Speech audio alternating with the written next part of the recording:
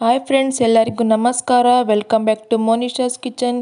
ಇವತ್ತಿನ recipe ice cream ಮನೆಯಲ್ಲೇ ಮಾಡೋದು ಹೇಗೆ ಅಂತ ನೋಡೋಣ. ಸಮ್ಮರ್ ಸೀಸನ್ ಸ್ಟಾರ್ಟ್ ಆಗೋದ್ರಿಂದ ಮಕ್ಕಳಿಗೆ ಈಸಿಯಾಗಿ ಮನೆಯಲ್ಲೇ ಮಾಡಿಕೊಡ್ಬೋದು. Homemade ice cream, chocolate ಮತ್ತು ಬನಾನಾ ಹಾಕಿ ಯೂಸ್ ಮಾಡಿರುವಂಥ ಐಸ್ ಕ್ರೀಮ್. ಬನ್ನಿ ಹೇಗೆ ಮಾಡೋದಂತ ನೋಡೋಣ. ಫಸ್ಟ್ ನಾನು ಒಂದು ಮಿಕ್ಸಿ ಜಾರ್ ತೊಗೊತಾ ಇದ್ದೀನಿ. ನಾನು 3 ಬಾಳೆಹಣ್ಣು ತೊಗೊಂಡಿದ್ದೀನಿ, ಕಟ್ ಮಾಡಿ ಇಟ್ಕೊಂಡಿರುವಂತಹ 3 ಬಾಳೆಹಣ್ಣು. 1 ಕಪ್ಪಷ್ಟು ಮಿಲ್ಕ್ ಹಾಕ್ತಾಯಿದ್ದೀನಿ ಮತ್ತು 3 ಸ್ಪೂನಷ್ಟು ಚಾಕ್ಲೇಟ್ ಪೌಡರ್ ಹಾಕ್ತಾಯಿದ್ದೀನಿ. 1 ಸ್ಪೂನಷ್ಟು ವೆನಿಲಾ ಎಸೆನ್ಸ್,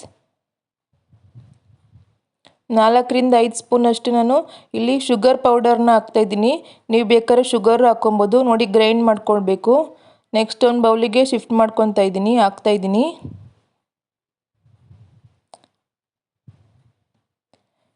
ಇದು 5 ರಿಂದ 6 ಗಂಟೆ ಫ್ರಿಜ್ಜಲ್ಲಿ ಇಟ್ಟರೆ ಸಾಕು, ರೆಡಿ ಆಯಿತು. ನೋಡಿ, ಇದು ಫ್ರಿಜ್ಜಲ್ಲಿ ಇಟ್ಟಿದ್ದೀನಿ. 5 ರಿಂದ 6 ಗಂಟೆ ಇದು ರೆಡಿಯಾಗಿದೆ ಐಸ್ ಕ್ರೀಮ್.